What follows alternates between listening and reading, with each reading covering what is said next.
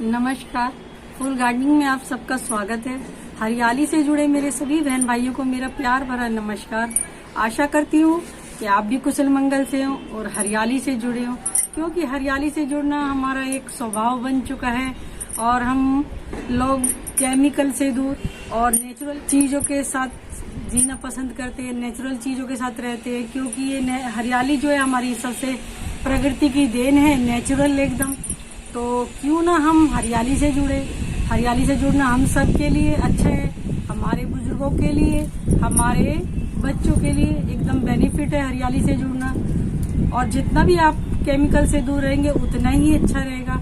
और सर्दी जाने वाली है तो हमें समर के पौधों की भी तैयारी करनी है और जो हमारे फ्रूट के पौधे हैं उनकी भी ग्रोथ के लिए हमें तैयारी करनी होती है। इस मौसम में हम लोगों को अपने पेड़ पौधों के लिए जैसे हमें अक्टूबर माह में करना पड़ता है इनकी तैयारी, जैसे विंटर सीजन के लिए करते हैं इसी प्रकार से समर सीजन के लिए करना है कि हमारे पौधे किस प्रकार से अच्छी ग्रोथ करें। जैसे कि अब हम गुलाब के पौधे की हम उसमें अक्टूबर नवंबर में तैयारी करने लग जाते हैं, तो इसी प्रकार से अब मेरे पास कुछ टमाटर के पौधे हैं जिनकी मुझे तैयारी करनी है, मैं आपको बताती हूँ। तो मैंने जो ये अपने टमाटर के पौधे सीडलिंग से उगाए थे, मैंने इसकी वीडियो भी आप लोगों को दी हुई है। अब वो सीड मेरे बड़े हो चुके, मैंने ट्रांसप्लांट भी आप लोगों को दिखाई थी, तो अब उनमें टमाटर भी आ गए हैं। तो अब उनके जो टमाटर है, फ्रूट हैं, किस प्रकार बढ़ाए जाएं, तो उसके बारे में आज मैं बताने वाली कि अपने टमाटर के पौधे के लिए हमें करना क्या चाहिए, कौन सी हमें खाद डालनी चाहिए, हमारे पौधों के लिए क्या बेनिफिट है। तो चलिए आज टमाटर के पौधों के पास चलते हैं, उनकी तरफ देखते हैं उन्हें क्या चाहिए इस वक्त में, जो आगे चल के हम टमाटर की फ्रूटिंग अच्छी हो। तो ये देखिए, जो मेरे पुराने बहन भाई हरियाली से जुड़े उनको तो सब मालूम होता है। तो ये देख सकते हैं आप मेरे पौधों में ये कितनी अच्छी फ्रूटिंग है कि गुच्छे में 8-8 10-10 ये देखिए 5-5 6-6 टमाटर के सीड आ चुके हैं, टमाटर आ गए हैं देखिए। तो ये देखिए ये कितने सारे लगे हुए हैं। इसी प्रकार से ये देखिए इसमें भी देख लो, तो बहुत फूल आए हुए हैं, बहुत अच्छी फ्रूटिंग चल रही है। ये देखिए एक गुच्छे में 8-8 ये देखिए कितने सारे हैं। तो आप देख सकते हैं सभी के अंदर फूल आए हुए हैं। अब इनको क्या चाहिए, इनको चाहिए पोषण।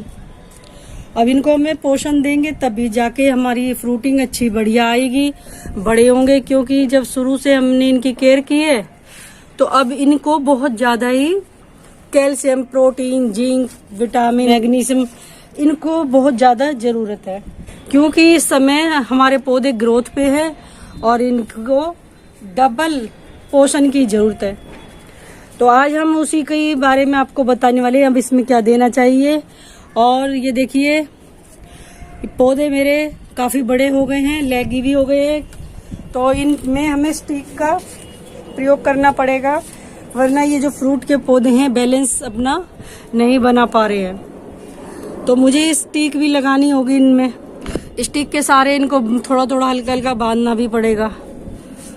तो ये देखिए काफी अच्छी फ्रूटिंग हो रही है, मेरे पास काफी टमाटर के पौधे हैं। और ये देखिए इधर, तो ये जो है मेरे पास ये पाउच आते हैं सामान के, तो इनका बेनिफिट देखिए कितना अच्छा है, पर्यावरण भी बच गया और ये पॉट का काम भी कर गए।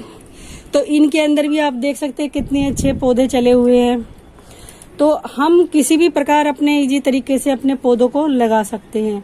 और मैं हमेशा अपने टेरिस पे ही अपने टमाटरों की फ्रूटिंग लेती हूँ, तो मैं दोनों समय की लेती हूँ, समर की भी और विंटर सीजन की भी। तो मैंने सोचा ये आप लोगों को मैं बताऊं कि बिल्कुल केमिकल रहित पौधे हैं, एकदम नेचुरल गार्डन सॉइल में लगे हुए हैं, किचन कंपोस्ट में जो बना के हम डालते हैं वही उसी के अंदर ही हमारे पौधे लगे और अच्छी फ्लावरिंग आ रही है। तो मैं अपने बहन भाइयों से बस ये नेचुरल तरीका ही बताना चाहती हूँ कि मैं इनके अंदर कुछ भी नहीं मतलब केमिकल यूज करती हूँ। तो बिल्कुल ये सादी चीजें हैं मेरे पास, सिर्फ मैं किचन से जो निकला हुआ सामान होता है बस वही, चाहे वो लिक्विड है चाहे वो छिलके वगैरह के अंदर है, फ्रूट के छिलके, सब्जी के छिलके, बस उन्हीं की बनी खाद में ही मैं उसका प्रयोग करती हूँ। तो ये कुछ मेरे पास थोड़ी किचन कंपोस्ट पड़ी हुई है बनी हुई, तो ये किचन कंपोस्ट है। तो आप ये देख सकते हैं ये मेरी किचन की चाय पत्ती है, तो मैं ये चाय पत्ती भी इसमें मिला लेती हूँ। तो मैंने ये चाय पत्ती ले ली है इसके अंदर किचन कंपोस्ट में, क्योंकि इसका भी बहुत बड़ा बेनिफिट है हमारे टमाटर के पौधों के लिए। जैसे फूल के पौधे में हम डालते हैं ना, तो इनमें भी हमारा बहुत अच्छा प्रयोग है इनके टमाटर के लिए। और अब मैं डालती हूँ सरसों की खली। मस्टर्ड केक का मैंने पाउडर बनाया हुआ है, ये देखिए मैंने मिक्सी के ग्राइंडर में इसको अच्छे से पीस लिया है। तो ये मेरा मस्टर्ड केक पाउडर है, मैं इसको मिलाती हूँ। कम से कम मैं 20% के करीब इसको मिला लेती हूँ। तो ये मेरा मस्टर्ड केक पाउडर हुआ। अब बचा हमारा हल्दी का, क्योंकि हल्दी का तो बहुत जरूरी है कि इस समय हमारे पौधों के ऊपर कोई फंगस, कोई किसी प्रकार की कोई एलर्जी ना हो।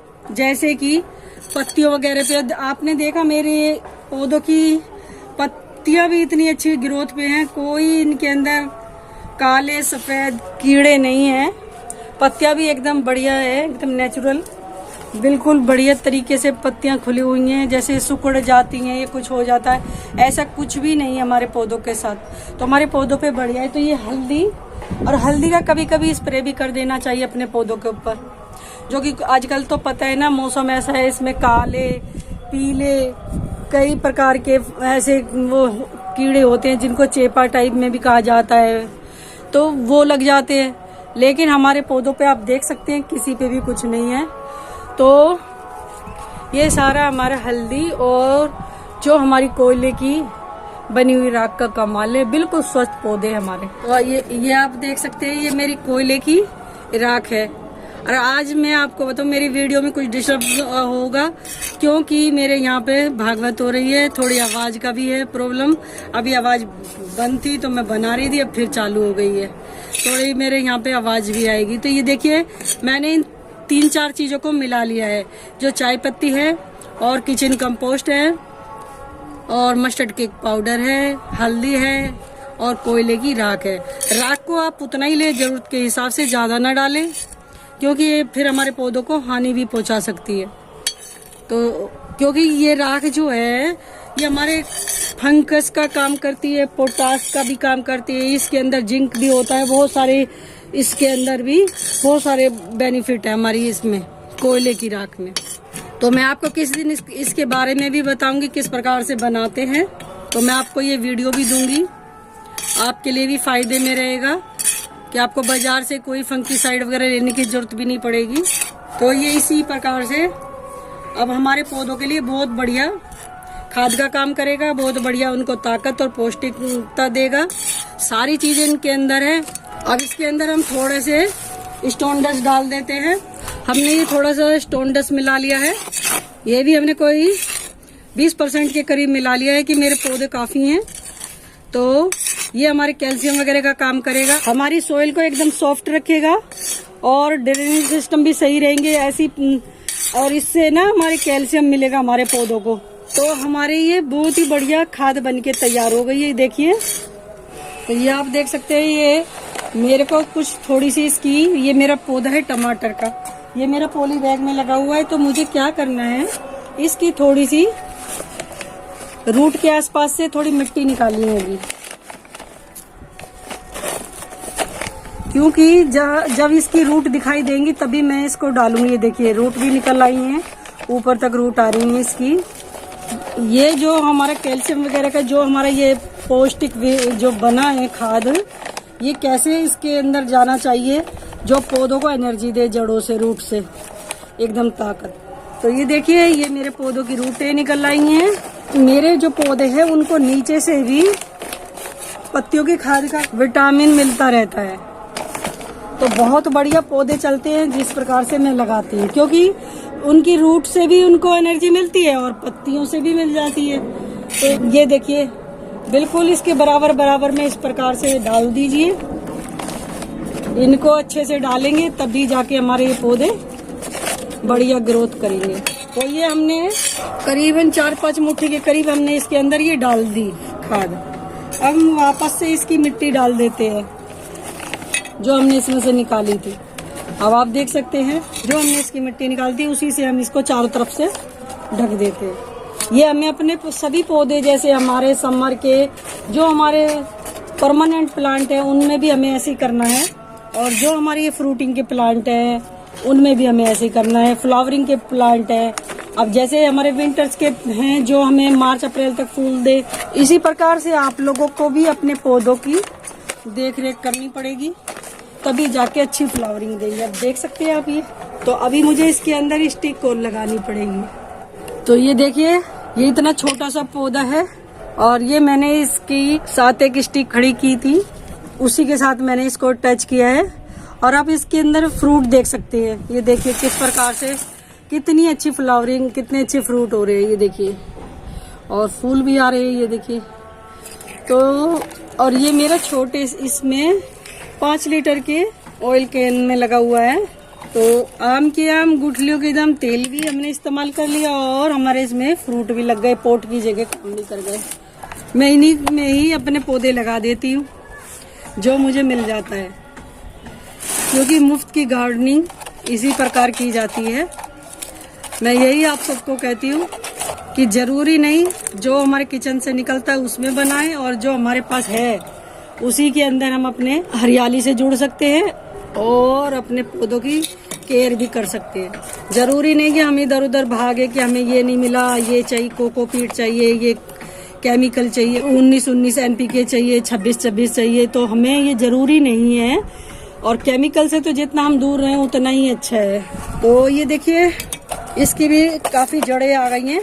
तो अब इसके अंदर भी हम इसी प्रकार से ये देखिए कितना, और बहुत नाजुक पेड़ होते हैं तो इनकी हमें रेख भी अच्छे से करनी पड़ती है। बहुत सॉफ्ट इसकी स्टेम होती है। ये देखिए, मैंने इसमें भी 2-3 मुट्ठी के करीब मैंने इसमें ही डाल दी स्टोनडस, और ये खाद जो अपनी है इसमें भी हमें क्या करना है, जो हमने इसकी मिट्टी निकाली है इसी से हम इसको ढक देंगे।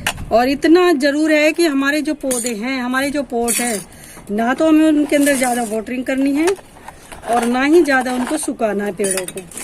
अगर हमारे पेड़ किसी कारणवश सूख जाते हैं तो भी हमारे पौधे खराब होने का डर रहता है। तो इस चीज का तो आपको ख्याल करना होगा। एकदम ऐसा ही मॉइस्चराइजर बना रहना चाहिए मिट्टी के अंदर, और पानी को ना आप ज्यादा दें और ना ही कम दें, बिल्कुल देख के दें। अपने पोट की सोइल के हिसाब से दें कि हमारे पोट को कितना पानी की जरूरत है, कितनी रिक्वायरमेंट है, तो आप उसी हिसाब से दें। तो इस प्रकार से देखिए, मैंने अपने पौधे का बिल्कुल वो बना दिया है बैलेंस। इसको मैंने यहाँ अच्छे से थोड़ा डोर से बांध दिया है जिससे उसका बैलेंस बना रहे, क्योंकि पौधे का वेट ज्यादा हो गया है। तो इसी प्रकार से आप भी अपने पौधों की केयर करें। तो ये जो इसकी थोड़ी सी पीली पत्तियां हैं मैं ये हटा देती हूँ, वरना ये पौधों की एनर्जी भी ले रही है। देखिए मेरे इस वाले पोट में इसकी भी ऐसी थोड़ी सी सोइल निकालूंगी इसके अंदर। ये देखिए जाफरी का पौधा भी हो गया था, अब उसको मैं अलग लगाऊंगी। तो आप देख सकते हैं मेरे सारे पौधों के अंदर एकदम भरपूर फूल और ये फ्लावरिंग। आप देख सकते हैं कितने अच्छे टमाटर आ रहे हैं। अब इनकी ग्रोथ के लिए ही मुझे ये सब करना पड़ रहा है। और इसी प्रकार अगर आपके पास भी हैं तो आप भी अभी हो जाए तैयार अपने पौधों की केयर करने के लिए, क्योंकि फिर आने वाले समय में हमें इनसे अच्छी फ्लावरिंग मिलने वाली है, अच्छे फ्रूट मिलेंगे। जैसे भी हमारे ये पौधे हैं हम उनके साथ, अब देखिए इसमें रूट निकल आई हैं, तो अब मैं फिर अपनी ये खाद जो हमने बनाई है वो डाल देती हूँ। तो इससे हमारे पौधों में अच्छी एनर्जी मिलेगी, हमारे फ्रूट का साइज बढ़ेगा, हमारे पौधे बड़े एकदम स्वस्थ रहेंगे। तो ये देखिए मैंने इतना इसके अंदर डाल दिया है, क्योंकि अब इनको पेट भर के खाना मिलना चाहिए कहते हैं।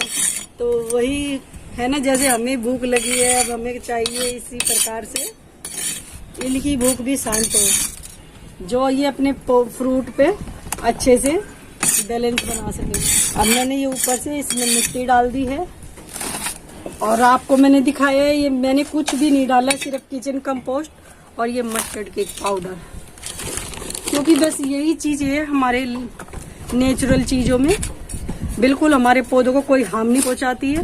और ना ही ये हमारे टमाटर जिस प्रकार बाजार के आके गल 2-4 रोज में गल सड़ जाते हैं, इस प्रकार ये हमारे जो टमाटर है ना, इतने बढ़िया ताजे टमाटर, फ्रेश टमाटर हमें मिलेंगे अपने गार्डन से कि इतने बढ़िया कि आप लगा के देखिए सच में।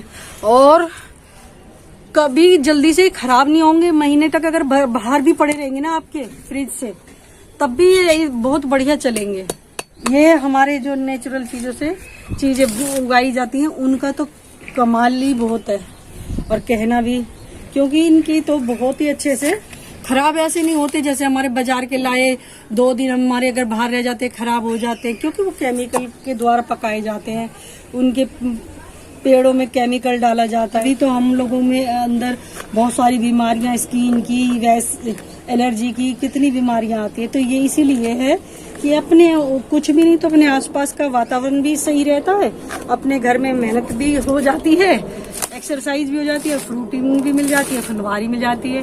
तो अपने हरियाली से जुड़े रहे। मैंने अपने हरियाली गार्डन की, अपने टमाटर की पौधों की हर छोटी से छोटी जानकारी दी। कैसी लगी आपको मेरी ये जानकारी? कमेंट करके मुझे बताएं, लाइक करें, मेरे चैनल पर सब्सक्राइब करें, जो मेरी आने वाली वीडियो की नोटिफिकेशन आपको तुरंत मिले। नमस्कार, धन्यवाद, फिर मिलते हैं नई जानकारी के साथ। तब तक के लिए बाय बाय, टेक केयर।